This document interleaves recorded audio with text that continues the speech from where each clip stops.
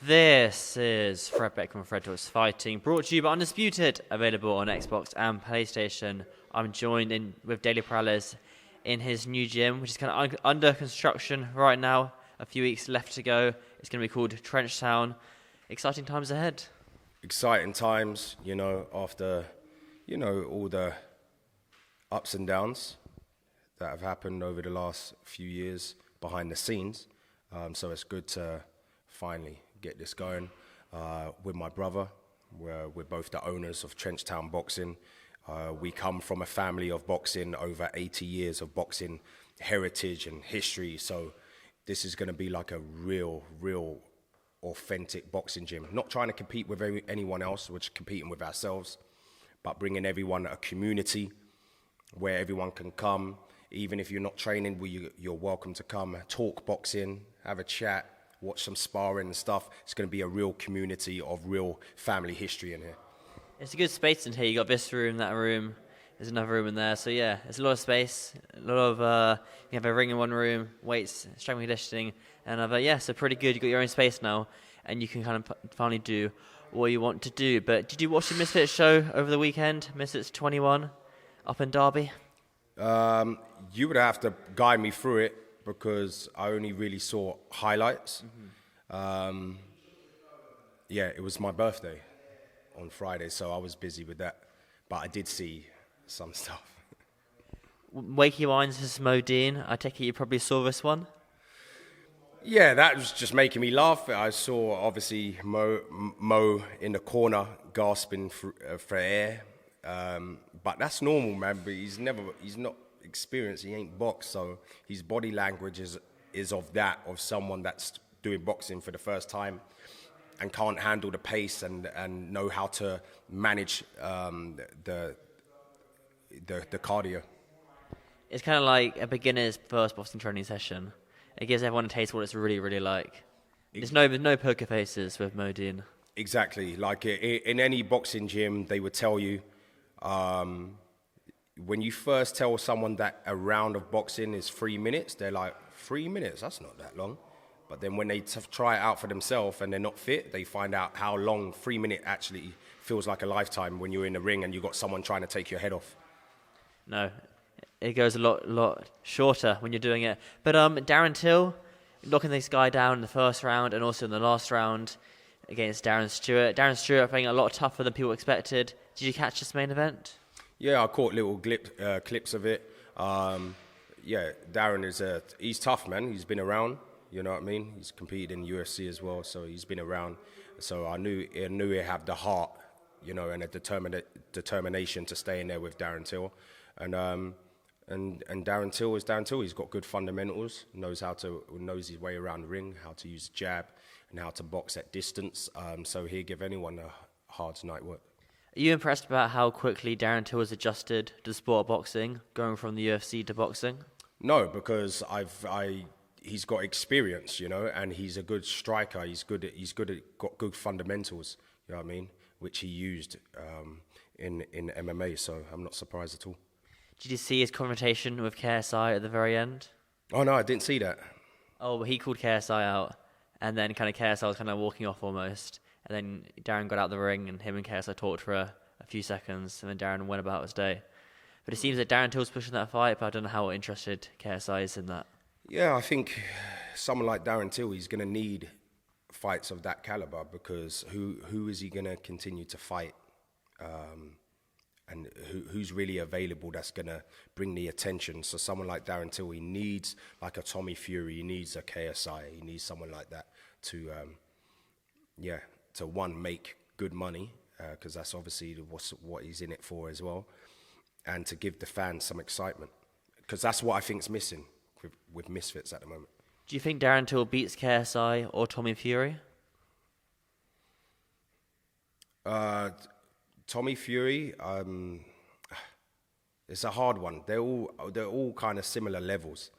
KSI, really, the reason why he's hard to judge is because fundamentally, I think he's still got a lot of work to do, and to get those fundamentals right, he's got so much going on with his other things he does in life that it's hard. It's very hard. I'm here with my fighter who's been fighting since a kid. You know, these things take time, and this is what people don't understand. The fundamentals take time, but he has things that other people don't, which is the grit, the heart to want to go to war. Now, can Darren Till handle that? Tommy Fury couldn't really handle that, even though it was a close fight, controversial. But that's what KSI brings. KSI brings that ferociousness. So he could give anyone trouble. But if Darren Till is on it, what I'm saying is someone with the boxing fundamentals and the boxing skill that Darren Till has can beat 9 times out of 10 someone with a style of KSI. It just depends how they match up on the night. It's hard to predict KSI just 'cause how awkward he is. He's not kind of standard classic hands down, chin up. Oh, sorry, no, hands down, chin down style boxer. He's just so awkward. Yeah, and that's what I'm saying. Like, he would give a lot of pro fighters trouble because of the way he fights. You know, when you're talking about pro fighters, they like to fight other pro fighters. You know what I mean? That have been taught the right way. But when you come up against, innit, Hamza? Like, if you fight a novice, sometimes they're more harder, not because they're better than you. It's just they're awkward and they're throwing shots from all angles, so you have to watch out, you know what I mean? Even when I've moved around with Kenny, for example, when I've moved around with Kenny, sometimes I have to be careful because he doesn't do stuff in a traditional boxing way. What's the situation of you and Kenny nowadays? You know what? I've always maintained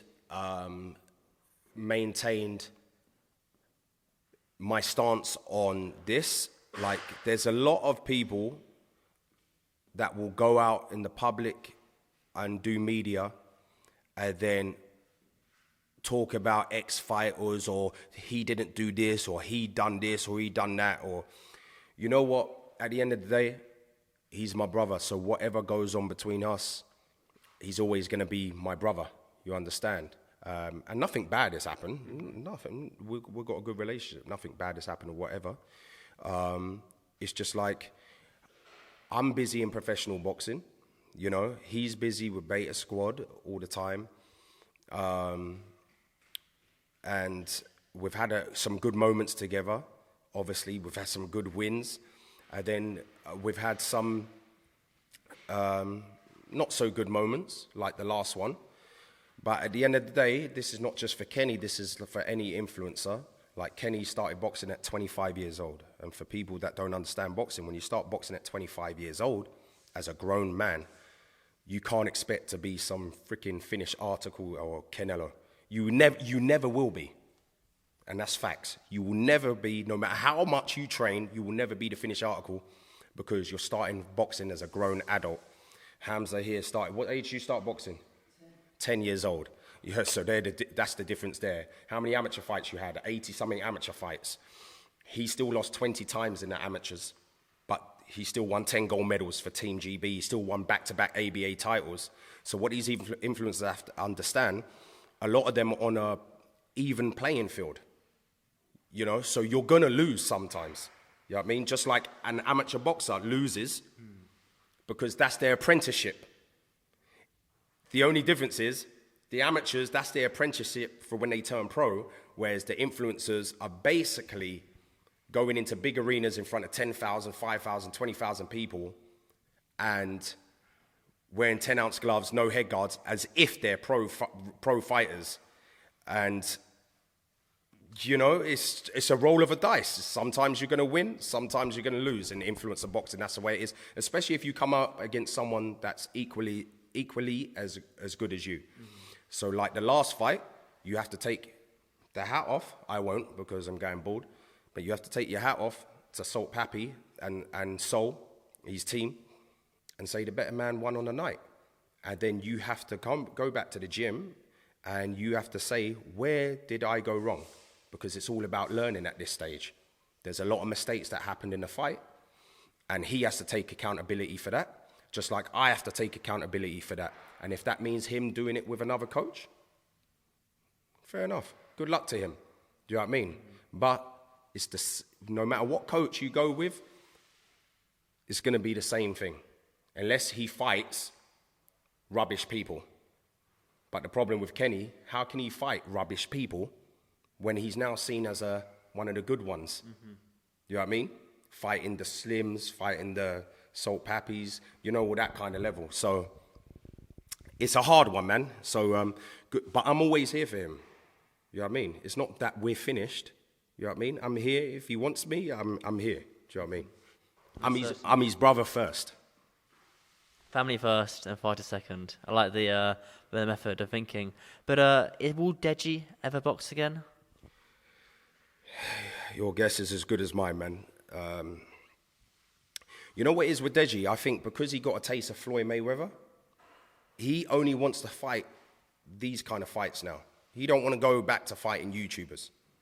That's my personal opinion. He don't want to fight a freaking... what's the one everyone... Wasabi. He don't want to fight people like that. He wants to fight people that are going to bring attention. The last fight, the only reason why he fought him is because it was a last minute. He was all set to fight someone else that was going to bring attention. And it got changed last minute and he fought, well, might as well. So, other than that, he wants to fight like celebrity people that have weight behind their name where he can sell it to the fan base. That's fair enough. I quite like it when fighters fight like... I know that there's a lot of fighters and Misfits who fight quite regularly, but it's also kind of nice when someone fights once a year, or once every 2 years, and they come back every now and again. They come back when the time's right for them, of their kind of social media and YouTube and TikTok, and how that's going. But did you see Fox versus Walid? Going back to the card that happened, my favourite fight of the night, Fox versus Walid. Now that I was impressed with, because, again, he's from the school of Solomon, right? Mm-hmm. Solomon is getting a lot of good wins lately. He's having a period when I had a period of winning with the influencers. Now it's his turn. He's having a period, which I'm happy for, man. I'm happy for him, man, because he works hard. Their team works hard.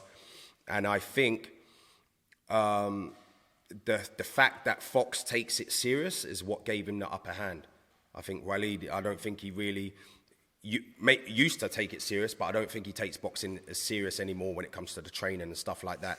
Whereas Fox is dedicated, he's in the gym and he's grinding, you know what I mean? And it showed on the night. So I'm happy for him, you know what I mean? If Walid would have, I'm just going off body language, yeah? And through experience of being a coach, if Walid took it serious with the training and he was dedicated every day, grinding, like his life depended on it, then the fight could have been different. It could have been different because of Walid's got experience, But it just shows you talent don't mean shit. You got to put in the work. You got to put in the work. If you don't put in the work, then you're going to lose. And that's what happened. Fox puts in the work. He dedicates himself to his craft. I can see that. I can see his improvement. I can see his progression. So that's testament to Sol and the team. And congratulations to him. Does Fox G beat Deen The Great, would you say? Again, that's another tricky one. Deen, when he takes it serious and he's on it, he can be phenomenal. But I've seen where he can switch off and not take things serious, and that's when he could come unstuck against someone like Fox. But obviously, I have to be realistic. If he was on it and trained like his life depended on it, then you would expect Deen to beat Fox because of the experience. Do you know what I mean? So it's an interesting one. I don't know who would win that. It all depends what frame of mind Deen would be in. But Fox is tough, man. He's gritty. I like him. No, certainly. That won the Misfits fight of the night, and Chase DeMoor won KO of the night as well. Do you like how Chase DeMoor's come on over these years? In Qatar, I was telling him, when he fought Kells, I was like, oh, you've improved, man. Right. But it's like he went backwards in this fight. With the clips that I was seeing, it's like he went backwards. Yeah, he got the KO, but it looked like his fundamentals went backwards. Whereas against Kells, his fundamentals was impressive. I even told him, I said, hey, you've improved, man. But this fight, it looked like he gone backwards. So only he knows what happens or what he needs to figure out.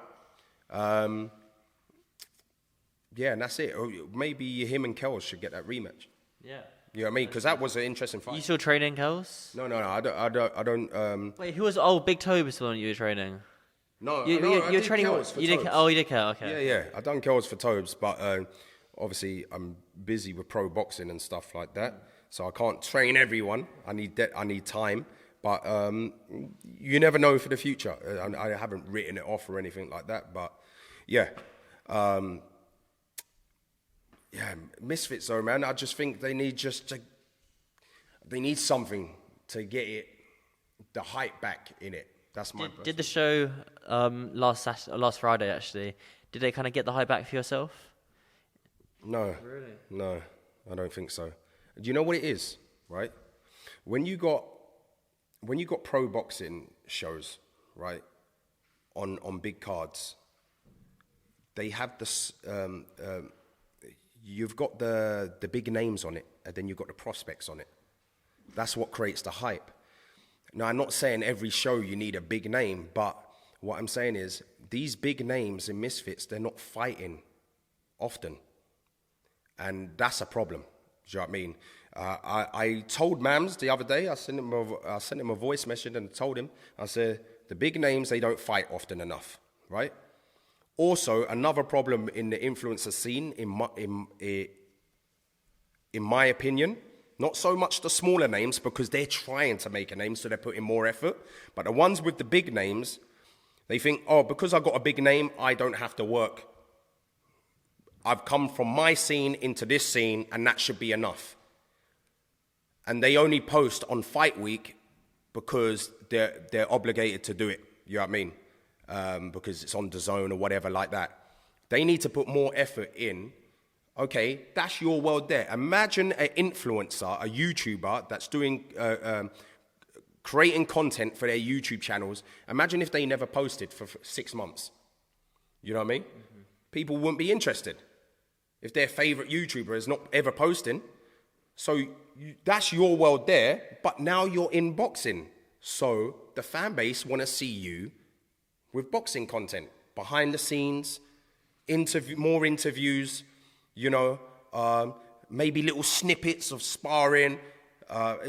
So much things you do. And I think because they're already famous, they feel like, oh, I don't need to do any of that stuff. I just turn up and fight and earn my money. And I think that's wrong. And not just for influencer boxing, that's for professional boxing. You know, it's wrong to do that. You've got to put in the time and the work and give the people what they want. You know, the fans are paying hard-earned money to come and see their favorite influencers, but they don't give them nothing back in return. Do you know what I mean? They've got to do more than just turn up and fight. Mm-hmm. Okay. I can see where you're coming from there. Just saying, you've got to make sure you've got the bigger promotion, but a big effort as well with the boxing. Finding the right balance, which you've got to do at the end of the day. But before I let you go here, what's coming up for you the next few weeks? Anything on the radar? Just getting this gym finished, basically? Getting this gym finished. Trenchtown Boxing. Go and follow all the socials. Trenchtown Boxing. Everyone's welcome here. All levels. It's open to everyone. We're like one big family here. And so I'm just focused on Trenchtown with my brother, JJ. And I've got one of my pros waiting. He's a debut. Should be next month. It'll be on DAZN. And so I'm just preparing him for that now. Awesome. Sounds pretty good. The next 2 months sound rather busy. But yeah, congratulations on the new place. I'm excited to come down and see when it's all done up. But yeah, Daley, thanks as always. Thank you very much.